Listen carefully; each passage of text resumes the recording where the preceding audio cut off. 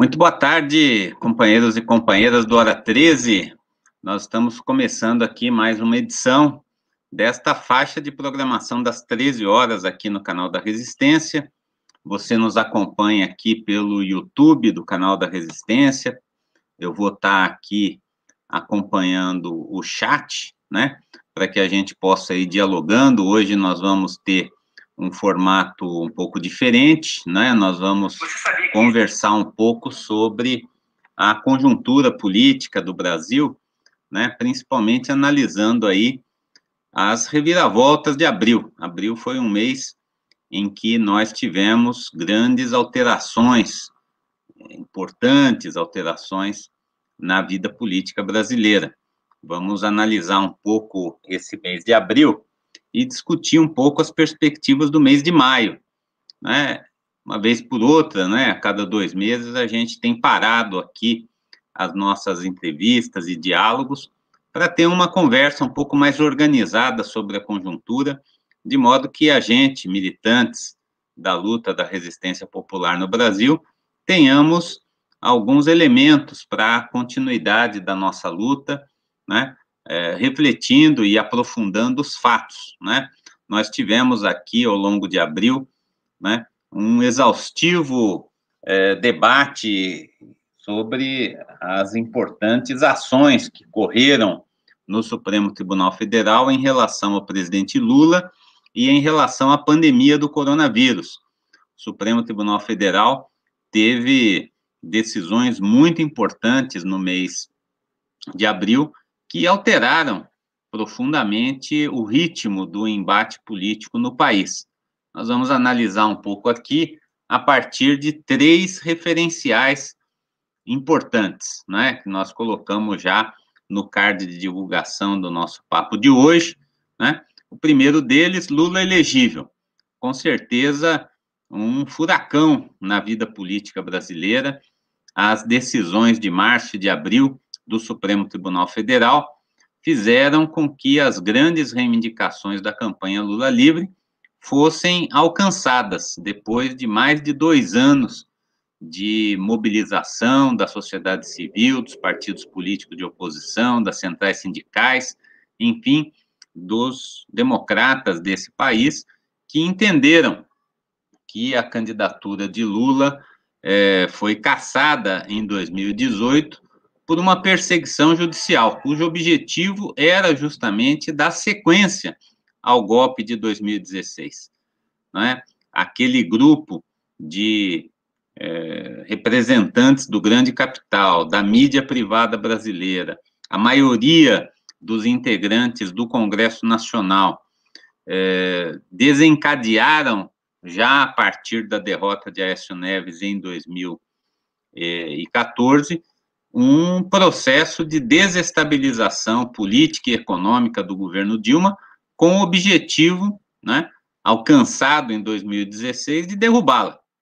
Então, essa aliança que se estabeleceu para o golpe de 2016, ela se manteve durante o processo eleitoral de 2018 para impedir que houvesse algum retrocesso naquilo que eles engendraram, a imposição de uma agenda neoliberal e autoritária para o país, que não foi votada por nenhum brasileiro ou brasileira, que foi derrotada em 4 eleições presidenciais seguidas e que foi imposta pela força de um golpe parlamentar, midiático, empresarial, judicial, para a qual concorreu decisivamente a Lava Jato. Então, Lula, sem direitos políticos, foi a consequência da perseguição judicial a ele e da condição para que esse bloco de poder que se estabeleceu pelo golpe em 2016 pudesse ter alguma chance de vitória nas eleições de 2018. Na verdade, a eleição de Bolsonaro, ela possivelmente não era o desdobramento mais desejado dos golpistas de 2016, possivelmente gostariam mais de uma candidatura tipo Alckmin, fosse vitoriosa, uma candidatura como Henrique Meirelles fosse vitoriosa, né? Mas essas candidaturas mais orgânicas da burguesia, deste projeto neoliberal, não se colocaram em condições para enfrentar a candidatura Lula e depois a candidatura Haddad. Por isso, a direita lançou mão de Bolsonaro e nós vivemos hoje essa tragédia brasileira que veio, portanto, como consequência de uma grande fraude eleitoral, visto que a interdição de Lula e todos os crimes eleitorais que permitiram a vitória de Bolsonaro fraudaram objetivamente a vontade popular, que era medida em inúmeras pesquisas de opinião como a responsável pela volta do projeto democrático popular ao governo federal com a candidatura Lula. O que eu quero chamar a atenção, portanto, é que essa conquista que nós tivemos no mês de abril, ela foi talvez a grande conquista que nós tivemos desde esse período em que o golpe se constituiu, né? Por isso, nós precisamos entender, né, a centralidade de uma campanha vitoriosa. A campanha Lula Livre, ela unificou um amplo setor da sociedade brasileira, partidos políticos, PT, PCdoB, PSOL, PCO, centrais sindicais, movimentos estudantis, movimentos agrários, movimentos populares do campo e da cidade e organizações democráticas, de religiosos e religiosas, de juristas que tiveram um papel fundamental no desmonte da narrativa da Lava Jato e na militância para que a candidatura de Lula fosse possível novamente com a recuperação dos seus direitos políticos. Então, esse é talvez o elemento mais importante alcançado pela resistência democrática desde o golpe de 2016. Muita gente considera que há um estágio de luta muito rebaixado, que nós deveríamos já estar num outro patamar de luta, que o golpe de 2016 não foi enfrentado da forma mais rigorosa que nós gostaríamos de ter visto, com o povo nas ruas, com toda aquela expressão de uma vontade popular fraudada pelo impeachment da Dilma, mas o fato é que nós sofremos em 2016 uma derrota que nós chamamos uma derrota estratégica. O que a esquerda brasileira acumulou, particularmente no PT e nas suas relações com os partidos de esquerda e com os movimentos sociais, de um programa democrático popular para a disputa institucional e para a disputa de massas, foi derrotado no golpe de 2016. E isso dói, porque não foi uma alternância democrática de poder que nós vimos em 2016. Foi a imposição por uma violência institucional que foi semelhante, né, à tradição de golpes militares que nós tivemos no Brasil, na América Latina e em vários países do terceiro mundo por décadas. Só que essa violência institucional, ela foi elaborada de uma forma muito mais sofisticada, numa guerra de informações, com uma ofensiva de opinião pública, não só através dos grandes meios de comunicação de massa privados, das redes de jornais, das redes de rádio, das redes de televisão, mas também de uma nascente forma muito poderosa de comunicação, que foram as redes sociais. Redes sociais comandadas por plataformas privadas. Facebook, Instagram, WhatsApp, não são redes sociais populares comandadas, né, por quem, enfim, é usuário dessas plataformas privadas. Há fortíssimos interesses econômicos e políticos por trás dessas plataformas, cujos proprietários criaram condições para um outro tipo ao qual nós não estávamos efetivamente acostumados, de disputa política, de disputa de opinião, de convencimento político introduzindo, né, esse conceito de guerra híbrida, né, em que ações de força se combinam com ações de convencimento através de mecanismos formais e de mecanismos informais de comunicação e de articulação. Por isso é que nós estamos falando tanto da importância de Abril. Abril trouxe, né, depois dessa imensa derrota de 2016, a nossa maior vitória. Da mesma forma que foi central para esse projeto dominante impedir a candidatura de Lula em 2018 e retirar dele os seus direitos políticos e a sua liberdade, para nós tem o mesmo significado estratégico: devolver os direitos políticos a Lula e habilitá-lo a novamente exercer esses direitos como bem lhe aprouver, como líder popular, com total liberdade de manifestação, de movimentação pelo país, e também como uma possibilidade de recuperação do seu caráter ou da sua candidatura, né? Lula pode ser candidato, Lula se tornou elegível, não há mais nenhuma condenação que o impeça. Não há nenhuma situação que coloque Lula como culpado por qualquer dos crimes que lhe foi imputado pela Lava Jato. Lula é inocente, decisão final, irrevogável, irreformável do Supremo Tribunal Federal. Não há, portanto, que falar, né, como os bolsonaristas tentam fazer, né, os moristas tentam fazer, aqueles que ainda mantém o ideário neoliberal como centro da sua ação, procuram fazer. Qualquer relação de Lula com corrupção, qualquer relação de Lula com malfeitos, Lula é inocente.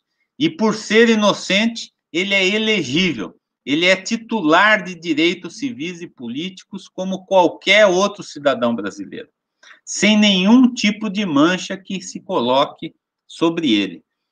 E isso, gente, nós precisamos comemorar muito. Comemorar porque foi fruto da nossa luta. Porque é talvez a primeira grande conquista institucional que move peças no tabuleiro da política e que move interesses de classe muito fortemente colocados desde o golpe de 2016. São, portanto, 5 anos de sucessivas derrotas acumuladas, de sucessivos golpes de mão que foram contra o povo erguidos, para que nós chegássemos a essa primeira grande conquista, a essa primeira grande possibilidade histórica de reversão por via democrática daquilo que se construiu no golpe de 2016. Então, Lula inocente, ele se torna elegível. E, ao se tornar elegível, ele altera a correlação de forças políticas no país. Eu chamo atenção para isso, para esse verbo altera, porque eu não considero que nós invertemos a correlação política no país. A conquista de Lula livre, Lula inocente, Lula elegível, é uma conquista que altera muito substancialmente a conjuntura brasileira. Ela estabelece claramente um polo à esquerda, uma voz potente à esquerda, que se contrapõe tanto ao ideário neoliberal do Guedes, quanto ao ideário autoritário e regressivo de Bolsonaro. Nós estamos diante de uma situação nova no tabuleiro político do país. E essa grande conquista, ela também se tornou possível porque essa movimentação que nós fizemos embaixo, essa movimentação que veio da resistência dos movimentos sociais, que veio do processo de organização trabalhosa, de pequenos comitês, de comitês populares, de pequenas ações simbólicas, de mutirões Lula livre de diálogo com o povo, da nossa vigília lá em Curitiba. Esse processo, portanto, ele significou para nós, né, uma oportunidade que se casou com desdobramentos também no andar de cima da sociedade, né? Então, nós vivemos, né, durante a pandemia, também uma movimentação por cima que a conquista da liberdade e da elegibilidade de Lula permitem. Também no andar de cima, isso aconteceu.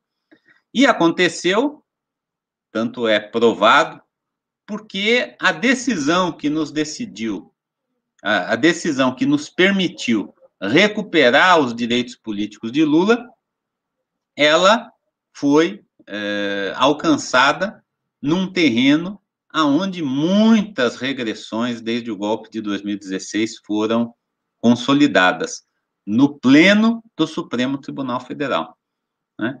Então, eu tenho dito que essa conjugação de movimentos no andar de baixo, na nossa base social, nos nossos movimentos sociais, nas nossas organizações de base, elas permitiram que a evolução da crise política, social e sanitária do país também criassem alterações entre os próprios patrocinadores do golpe de 2016, né?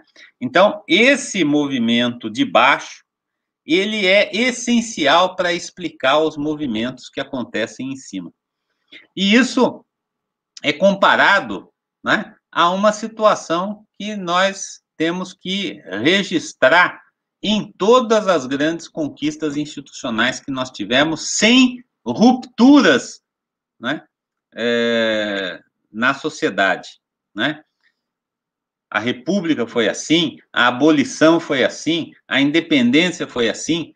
Esses movimentos de baixo não tiveram força política, econômica e social para fazer rupturas, mas a sua organização e a sua mobilização foram capazes de produzir alterações conjunturais, movimentações de classe, de interesses sociais entre as classes dominantes, que permitiram conquistas e avanços, né?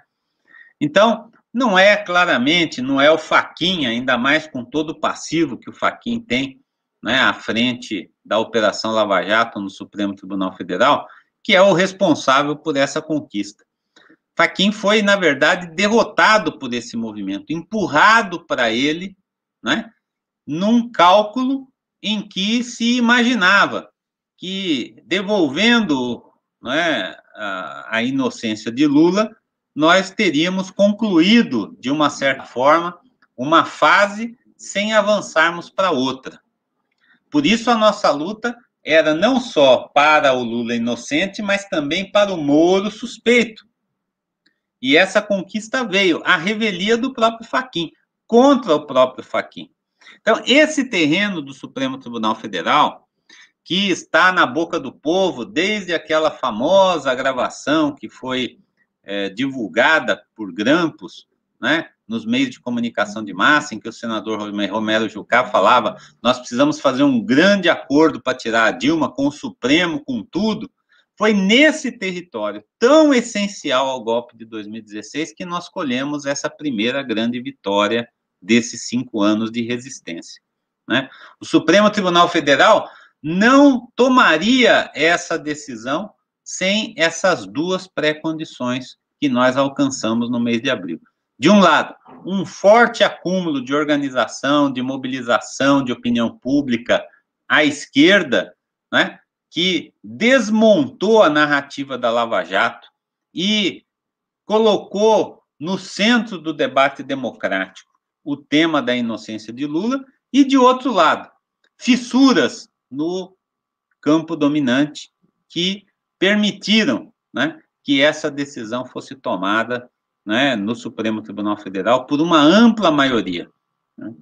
Então, o mês de abril, ele já seria fantástico, né, ele já entraria para a nossa história, para a história da luta do povo brasileiro, só por essa decisão, pela recuperação dos direitos políticos de Lula, pela afirmação de que Lula é inocente, pela derrota simbólica e judicial de Sérgio Moro, da Força Tarefa da Lava Jato, que foram declarados suspeitos, parciais, que foram desnudados, né, diante de uma opinião pública que os endeusava, obrigando até que a Rede Globo e outros grandes meios de comunicação de massa lavajatistas tivessem que colocar, né, uma outra narrativa, ainda que de forma muito minoritária, né, para explicar ao povo por que Moro era suspeito,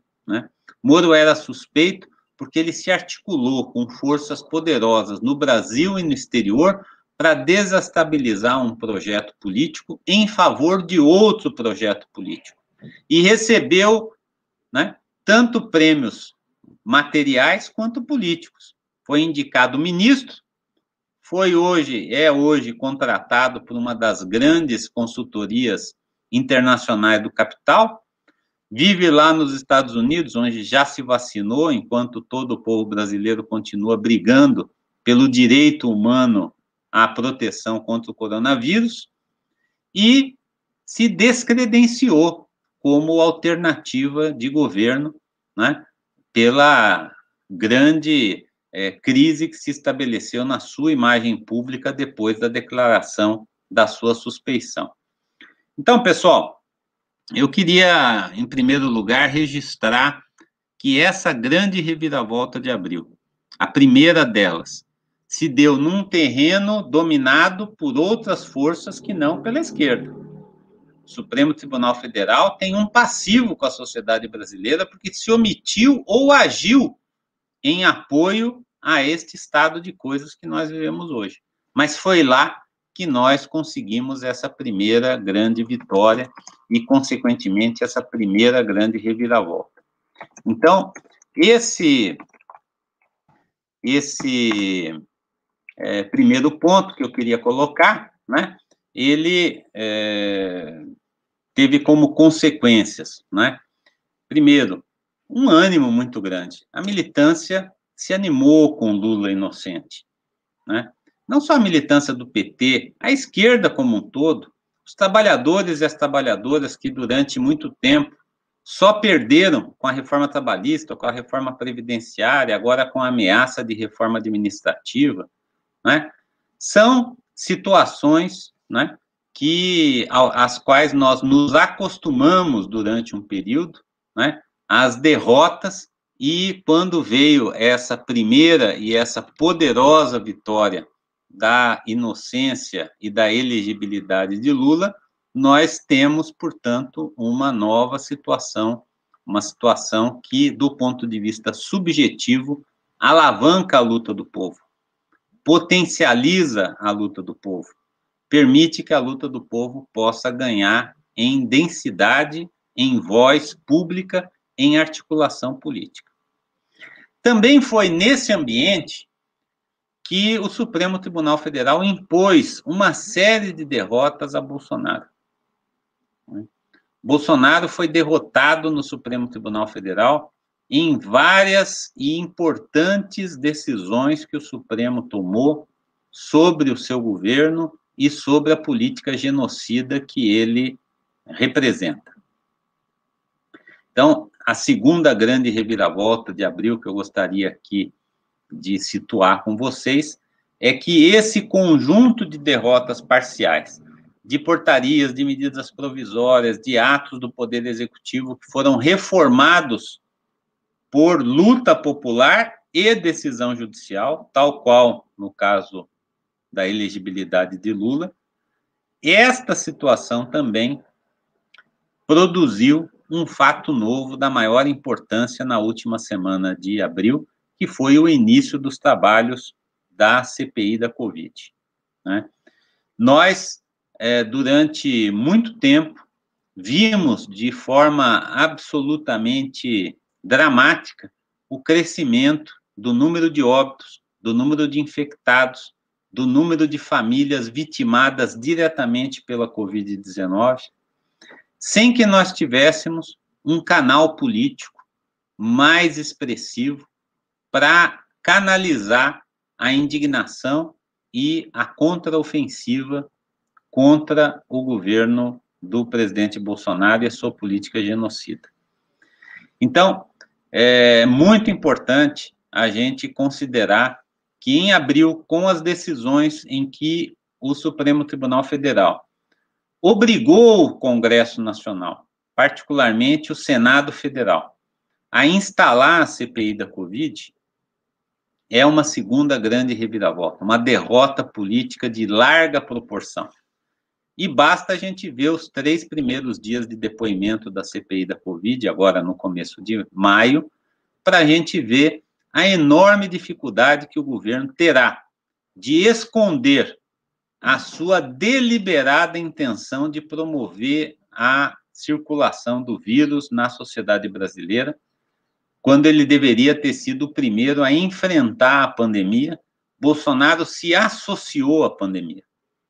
Bolsonaro se associou a uma política de busca de disseminação de um vírus e arcou com as consequências da sua opção.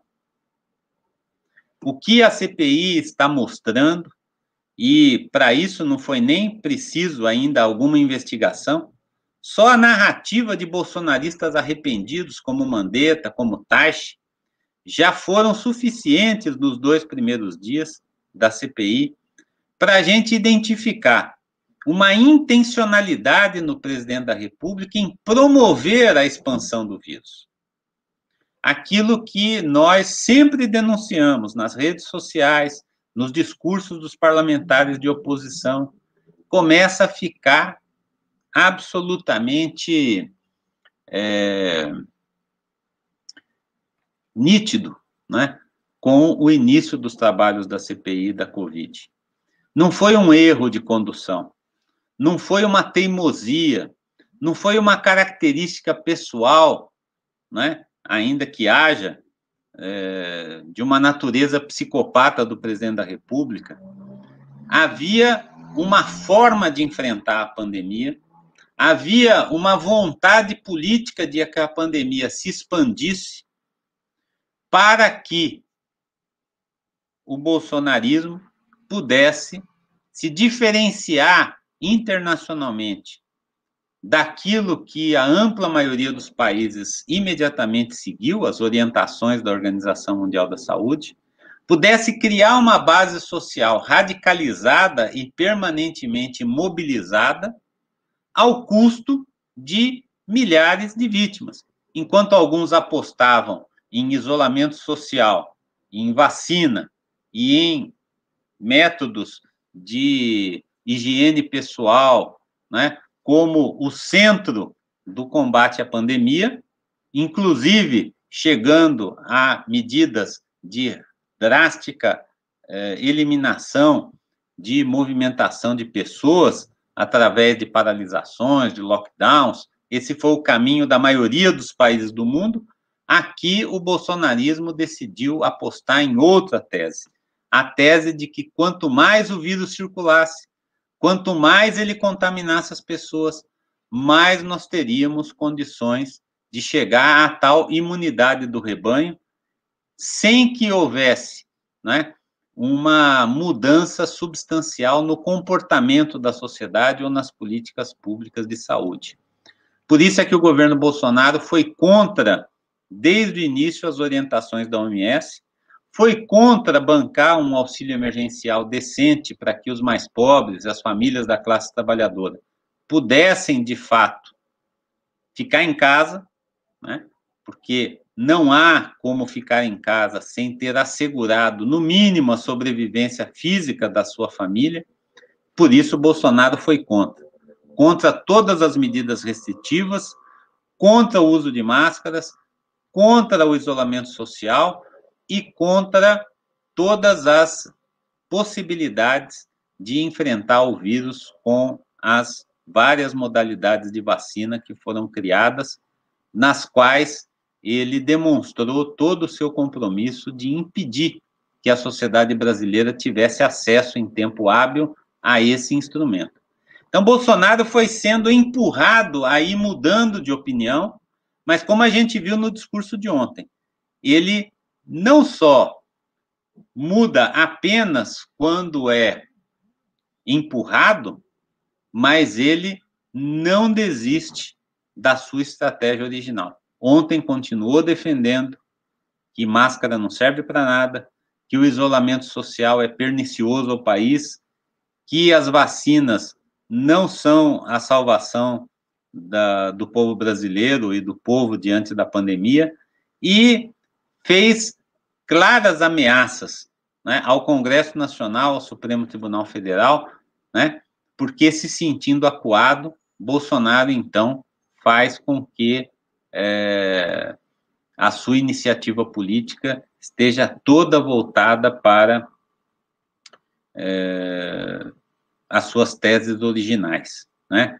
Continua defendendo cloroquina, continua defendendo o tratamento precoce, que em lugar nenhum do mundo se mostrou eficaz contra a pandemia, e, portanto, né, ele acusou o golpe, né, apenas 2 dias, com depoimentos muito fraquinhos, tanto do Mandetta quanto do Taixe, mas já percebeu, né, que a CPI da Covid será o palco da exposição pública da sua política genocida. E isso terá consequências políticas muito grandes na desarrumação do andar de cima. Então, eu queria registrar que essa segunda reviravolta de abril, ela segue o mesmo padrão da primeira. Há uma resistência na sociedade. Essa resistência, ela vem de meios que nós poderíamos dizer potencialmente incapazes de fazer alteração. É gente reclamando, é gente batendo panela, é gente fazendo ato simbólico, não pode ir para a rua, não pode ter passeata, não pode ter manifestação. Então, parece que não está acontecendo nada, mas está acontecendo muita coisa. É essa resistência que nós pudemos colocar, da mesma natureza que nós tivemos na campanha Lula Livre, dentro da campanha Fora Bolsonaro, que permitiu que Bolsonaro não se estabilizasse. Pelo contrário, o projeto Bolsonaro hoje é um projeto em crise, e vários setores da burguesia, setores midiáticos, setores judiciais, setores que apostaram nele para derrotar a esquerda em 2018, e que o fizeram em nome do golpe de 2016, essa desarrumação está posta, né? E é por isso que hoje nós temos, né, o que eu chamei de bolsonaristas pelo fora Bolsonaro. Um amplo setor de golpistas de 2016 e de bolsonaristas de 2018 que hoje já não aguentam mais o Bolsonaro e defendem o fim da sua política, né? Evidentemente, essa é a segunda grande reviravolta de abril. A primeira, Lula se tornou inocente e elegível. A segunda, a CPI da Covid, acelera um processo político de desarrumação do bloco bolsonarista e, portanto, fragiliza este momento, né, que a gente vive de um governo absolutamente calcado no crime organizado e nas Forças Armadas para impedir o avanço do povo. Terceira e última reviravolta do mês de abril que eu queria concluir com vocês nessa primeira metade aqui da nossa conversa, se dá justamente pelo fato de que a luta de classes se acirra e nós começamos a ver uma clara intencionalidade de Bolsonaro de criar na sociedade uma mobilização da sua tropa, daqueles que estão ao seu lado, ameaçando a democracia de uma forma mais evidente. Então, o mês de maio, ele abre com o 1º de maio, em que os setores populares constroem movimentos nas redes sociais, principalmente, e no grande ato virtual do Dia Internacional de Luta dos Trabalhadores e das Trabalhadoras, de um lado, essa mobilização popular à esquerda, e de outro lado, Bolsonaro convoca o povo a ir às ruas em apoio à intervenção militar e em apoio às suas posições sobre a pandemia, né? O que ele faz pessoalmente, voando com o general Heleno num helicóptero sobre as manifestações de Brasília. Mas em muitas partes do país, houve poderosas manifestações em que esse núcleo duro do bolsonarismo, esse núcleo fascista do bolsonarismo, vai às ruas diante de quartéis, diante de símbolos do golpe de 2016, de símbolos do golpe de 1964, para dizer que autoriza o presidente da República a ir adiante no seu projeto golpista, de ir adiante no seu projeto autoritário. E essa não foi a primeira, talvez essa tenha sido a maior, mas já em meses anteriores, esses exercícios de mobilização desse núcleo duro bolsonarista diante de quartéis, em carreatas, em praças públicas, como a gente viu no 1º de maio, já vinha acontecendo. E não vamos nos iludir, né? Todo bicho acuado, ferido, ele se torna perigoso e imprevisível, né? E Bolsonaro está fazendo mais do que arroubos de imprevisibilidade na sua ação. Ele está fazendo de uma forma sistemática a montagem de um núcleo de mobilização absolutamente terraplanista como ele, absolutamente negacionista como esse, absolutamente autoritário como ele, a sua imagem e semelhança se movendo nas ruas, né? E de outro lado, a gente começa a ver, né, que nós estamos com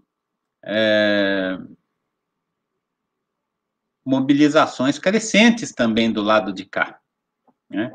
Tanto é que começa a haver um maior arbítrio na repressão às nossas manifestações, ao ativismo de esquerda e dos movimentos sociais. Abril marcou a retomada da Lei de Segurança Nacional em várias iniciativas de perseguição política. A prisão do Pilha por estender uma faixa com seus companheiros em Brasília de Bolsonaro genocida, né? As perseguições por manifestações de opinião, como do Felipe Neto, do Guilherme Boulos, da Sônia Guajajara, do Daniel Suruí. Agora, essa absurda prisão em Minas Gerais, né, de um ativista acusado de ter jogado um ovo na manifestação contra os bolsonaristas, teve a sua casa invadida ilegalmente por uma força policial militar de Minas Gerais, comandada por um deputado estadual do Partido Novo. Esse velho partido, das velhas ideias, das arcaicas ideias do neoliberalismo e do capitalismo na sua face mais cruel, liderou a invasão de um domicílio de uma pessoa acusada de uma contravenção penal e o levou ilegalmente detido para uma delegacia de polícia, algemado. E também temos que constatar, lamentavelmente, o crescimento do número de assassinatos de ativistas políticos no país. Militantes do MST, mais recente deles, né, o nosso companheiro Lindolfo, assassinado, né, pela sua militância LGBT e junto ao Movimento Sem Terra. Nós começamos a ver uma violência institucional contra as forças populares, o que mostra que elas estão surtindo efeito, o que mostra que elas estão incomodando, o que mostra que o bolsonarismo está atento à mobilização e à luta de classes no nosso polo. E esse é um elemento, gente, da maior relevância para a gente discutir o mês de maio, né? Porque tanto o Lula elegível, quanto o CPI da Covid, quanto o aumento da tensão na luta de classes, na luta na rua, na luta na rede, elas vão ter desdobramentos importantes no mês de maio. E eu queria, então, abrir esse último bloco nosso falando, né, da importância e das armadilhas que esse momento carrega. Lula elegível tornou Lula candidato. É irreversível. Lula será o candidato do povo, a não ser que haja um golpe violento contra ele. E Lula tem amplas condições de derrotar Bolsonaro nas urnas, no primeiro, no segundo turno, como as pesquisas mais recentes têm mostrado. Qual é a primeira armadilha que nós devemos evitar? É o abandono da ideia de que 2022 está sob risco. 2022 faz parte de um calendário da democracia brasileira que está altamente combalida. Né? A nossa democracia não é estável. Golpes já aconteceram em mais de uma oportunidade e Bolsonaro demonstra, estando no governo, não está disposto a fazer qualquer concessão para entregar por via democrática o poder que hoje ele acumulou. Tanto é que uma das bandeiras do 1º de maio da direita era o voto auditável, que eles chamam, né? A volta do voto impresso, né? E como isso não vai acontecer, Bolsonaro já começa a armar sua tropa para dizer que há uma fraude do sistema eleitoral contra ele armada e, portanto, essa fraude não o obriga a aceitar o resultado das urnas. Vamos prestar atenção e ouvir o que ele está falando, porque as palavras têm poder, não são jogadas ao vento sem consequências. Né? Essas consequências, elas estão sendo vistas nas ruas. Tem gente se mobilizando em defesa dessas propostas. Tanto a linha de frente nas instituições, no Congresso Nacional, como nas ruas. Então, o primeiro grande equívoco, a primeira grande armadilha, é a de que nós já ganhamos 2022. Que agora é só deixar o Lula jogar, que ele vai marcar o gol em 2022 e nós vamos voltar ao governo, independentemente do que vai acontecer na luta de classes até lá. Armadilha, equívoco, ilusão numa institucionalidade que já foi rompida várias vezes. É muito importante, e nós defendemos a candidatura de Lula, defendemos que ele seja candidato, votaremos nele, trabalharemos nele, evidentemente, mas nós temos que ter atenção para o fato de que 2022 não acontecerá sem 2021. Então, essa é a primeira grande armadilha. Jogar tudo como se a gente agora pudesse apenas aguardar e fazer campanha eleitoral para o Lula. Equívoco, armadilha, ilusão. Segunda armadilha que nós gostaríamos de chamar a atenção aqui. A de que a amplitude da rejeição ao Bolsonaro deve fazer com que nós rebaixemos as nossas reivindicações e propostas para alcançar um patamar que torne o centro político o sujeito dessa grande transformação. É não entender que, nesse momento, nós precisamos consolidar a maior conquista que nós tivemos nesses últimos anos, que foi a crescente unidade da esquerda. É muito importante que nós tenhamos noção de que PSOL, PCdoB, PCO, que apoiaram Lula na campanha Lula Livre, representam o núcleo de uma frente de esquerda que tem um projeto alternativo para o país, que não é só derrotar Bolsonaro para voltar a uma democracia institucional, que não é apenas derrotar a pandemia para voltar ao velho normal que nós tínhamos antes dela aparecer. Não, a candidatura Lula e a luta do Fora Bolsonaro nessa atual conjuntura, elas devem fazer com que nós não voltemos para o passado, mas nós avancemos para o futuro. E o futuro é de grande ruptura com o que a gente tem aí. O futuro não pode ser apenas a repetição daquilo que de positivo nós já fizemos pelo povo brasileiro. Claro que é. Claro que Lula presidente será a volta do Bolsa Família, será a volta do Minha Casa Minha Vida, será a volta da valorização do salário mínimo, será a volta da participação popular, dos conselhos, das conferências. É evidente, nós não abrimos mão disso, mas não achamos que só isso signifique a ruptura e o enterro do golpe de 2016.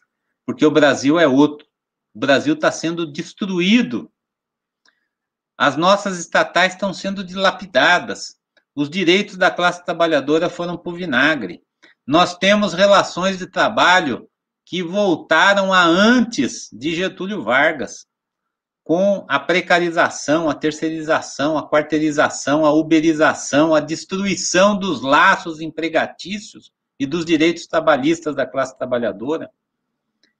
Então, as tarefas que a gente se coloca hoje são muito mais profundas e muito mais necessárias do que aquelas que a gente se colocou em 2002, quando a gente conquistou a presidência da República pela primeira vez. Então, é por isso que nós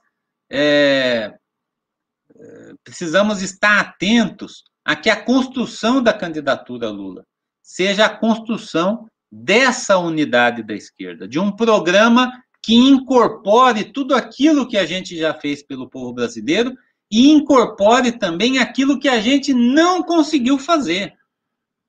Nós não conseguimos fazer reforma agrária e urbana. Nós não conseguimos fazer a reforma tributária, taxar grandes fortunas e fazer os ricos pagarem pela crise. Nós não conseguimos fazer a reforma política e acabar com essas instituições absolutamente antipopulares, né? Fortalecidas durante o golpe de 2016, né? Nós não conseguimos democratizar os meios de comunicação de massa. Então, só aí tem 5 grandes tarefas que nós não conseguimos concluir a tempo da nossa primeira jornada no governo, que precisam estar no centro da nossa segunda jornada. E esse é o ponto que nos remete a decisões muito importantes que nós ainda não tomamos sobre programa, sobre alianças e sobre tática eleitoral para 2022, né? A gente vê, evidente, né? Está todo mundo acompanhando. Essa semana Lula baixou em Brasília e está sendo novamente um grande remeleixo no tabuleiro político. Ao mesmo tempo, ele se reúne com lideranças da esquerda, mostrando a sua vontade política de consolidar essa unidade, e vai também dialogando com o centro e com a centro-direita, com vistas a explorar os limites do antibolsonarismo que está em construção. Mas atenção, isso não significa, porque nenhuma decisão dessas foi tomada, uma tática eleitoral, uma política de alianças e uma forma de organizar as relações com a esquerda no Brasil. A unidade da Frente Brasil Popular e da Frente Povo Sem Medo, a unidade do PT, PCdoB e PSOL, são elementos centrais que nós precisamos construir, a partir do qual esse núcleo vai ampliar. Não é se contrapor, como em alguns momentos no passado recente, se contrapunha a frente ampla à frente de esquerda. Não, a necessidade que nós temos hoje é de consolidar essa frente de esquerda, é de garantir essa unidade, é de garantir um núcleo duro da unidade do povo para enfrentar esse momento de luta que nós vamos passar. E, ao mesmo tempo, nós vamos ganhando adesões, porque a diferenciação no andar de cima vai aparecer, né?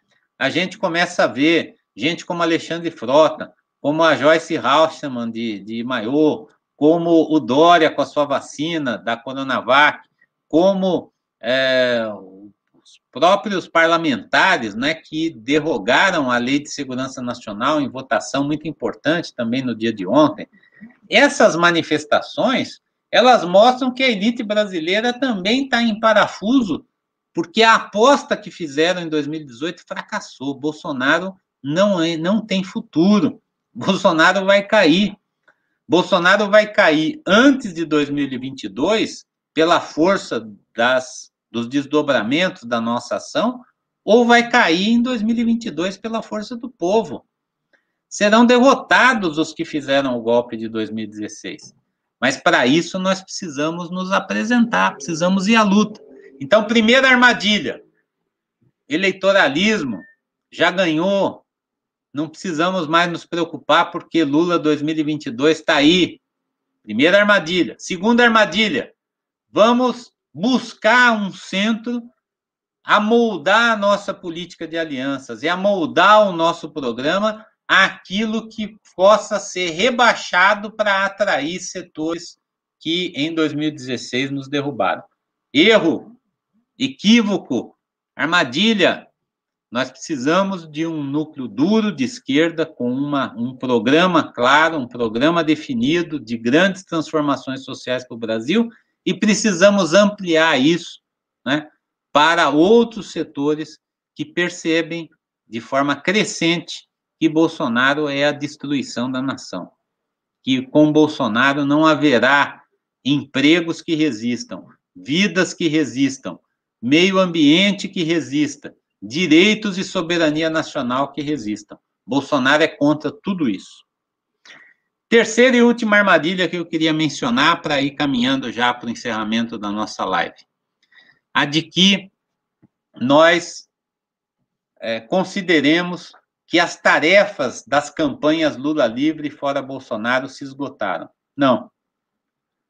Lula continua sendo alvo de uma perseguição judicial implacável, fragilizada, com certeza, com a derrota do lavajatismo, mas ainda em curso. São várias decisões judiciais que nós ainda precisamos aguardar. Por exemplo, a extensão da suspeição de Moro para os demais processos da Lava Jato contra Lula. Por exemplo, os processos judiciais que correm em várias varas da Justiça Federal do país, para as quais foram remetidas sob inspiração da própria Lava Jato. E terceiro, né, os artifícios que começam a ser discutidos de alterações casuísticas na legislação, já retomam a tese do distritão para as eleições de 2022, já retomam, né, o debate sobre mudança no tipo de voto que nós vamos dar em 2022. Tudo isso vai criando um caldo de cultura que permite à direita, caso necessário, caso radicalize e conquiste posições na sociedade, de impedir a lisura e a democracia do processo eleitoral de 2022. Né? Então, Lula livre continua sendo uma tarefa importante, continua sendo necessária. É preciso desmascarar essa narrativa da direita de que Lula não é inocente, apenas ele se aproveitou de uma brecha no sistema judicial para ficar livre. Mentira! A nossa Constituição assegura que todos aqueles que não tiveram sentença condenatória transitada em julgado são inocentes. E a Lava Jato não provou nada contra Lula. E todos os processos e condenações que ele teve estão desmoronando, literalmente. Então, fora Bolsonaro, é outra questão central. Nós construímos na campanha Bolsonaro uma unidade ainda maior do que aquela que nós tivemos na campanha Lula livre. E colocar todos os nossos desejos, todas as nossas fichas nas eleições de 2022 não podem transformar o Fora Bolsonaro apenas num exercício de retórica, numa hashtag para a rede social, ou numa frase de efeito para a gente fechar discurso. Fora Bolsonaro significa que é um imperativo ético da sociedade brasileira impedir um governo que continua assistindo milhares de pessoas morrendo por dia de uma pandemia que poderia ter sido enfrentada com vacina, que já está disponível no mercado mundial e que o Bolsonaro se negou em tempo hábil a adotar as medidas para que essa vacina estivesse disponível ao nosso povo. Então, o Fora Bolsonaro significa dar centralidade à denúncia sem trégua desse governo, às ações de oposição ao seu projeto, para impedir que esse projeto avance, continue matando, continue devastando a nossa economia, continue devastando as nossas florestas e recursos naturais. É fundamental que essa campanha ela continue sendo colocada como centro da ação da esquerda brasileira. Seja por impeachment, seja por impedimento, seja para responder a crimes perante o Supremo, seja para responder aos crimes eleitorais de 2018, não importa a saída. A saída de Bolsonaro antes de 2022 é um benefício ao povo brasileiro. E ela precisa precisa avançar, né? Até para que, se a gente não for bem sucedido, a gente acumule em relação a 2022. Acumule consciência, acumule organização, acumule força. Então, eu queria defender a ideia de que tanto a campanha Lula Livre como a campanha Fora Bolsonaro precisam convergir entre si, precisam ser mantidas e aprofundadas, e precisam, portanto, dar início a uma terceira grande proposta, uma terceira grande perspectiva, que é o avanço da luta de massas no Brasil. Nós vamos ter agora, no segundo semestre, melhores condições sanitárias. A vacinação está avançando a passos muito lentos e vai aumentando no segundo semestre a se confirmarem os contratos que foram estabelecidos de forma tardia. O fato é que hoje nós vamos fazendo já uma transição da resistência nas redes sociais, da resistência virtual, para uma resistência nas ruas. E a resistência nas ruas vai ser fundamental. Enfrentar sem essa irresponsabilidade das manifestações bolsonaristas, que aglomeram sem máscara, sem distanciamento, sem uso de gel, para manifestações crescentes que permitam que as ruas voltem a ser frequentadas pela oposição de massas de esquerda ao atual regime. Então, eu queria concluir dizendo para vocês que eu acho que maio vai ser um mês auspicioso, um mês em que nós vamos avançar, em que a gente precisa estar muito atento a essas três bandeiras, ao Lula Livre, à CPI da Covid e às lutas sociais, para que nós não demos passos atrás, que a reviravolta de abril seja consolidada em maio e que a gente possa ir avançando, sempre de olho no gato, porque o Bolsonaro não está morto, o Bolsonaro é violento, o Bolsonaro está ferido, o Bolsonaro está enfraquecido, em alguns momentos acuado, e é justamente nesse momento em que a gente tem que estar mais forte, que a gente tem que estar mais preparado, em que a gente tem que estar mais consciente e mais organizado para fazer o embate quando ele vier a aparecer na nossa frente.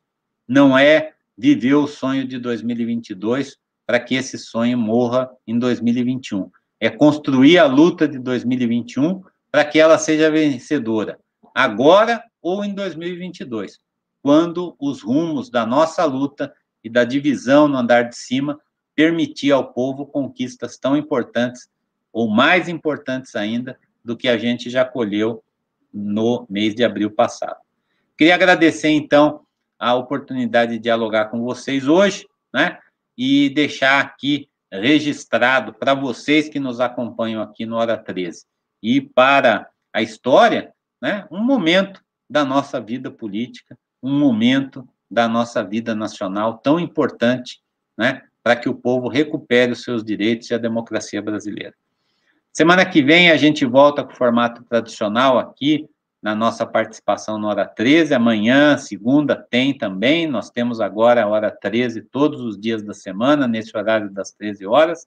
E eu volto na terça-feira da semana que vem, né? E vamos continuar dialogando, vamos continuar trocando informações a respeito da evolução dessa conjuntura brasileira que vai mudando, né, a nosso favor, mas ainda se encontra extremamente blocada, né, no bloco de poder que se constituiu no golpe de 2016. Avançamos muito, temos que avançar muito mais para derrotá-los e voltar a ter um país com uma perspectiva de futuro. Grande abraço, então, a todos e todas. Obrigado pela nossa oportunidade de hoje de conversar com vocês. Até terça-feira, então, em mais uma Hora 13 aqui no canal da Resistência. Tchau, Lula livre, fora Bolsonaro aí para todo mundo.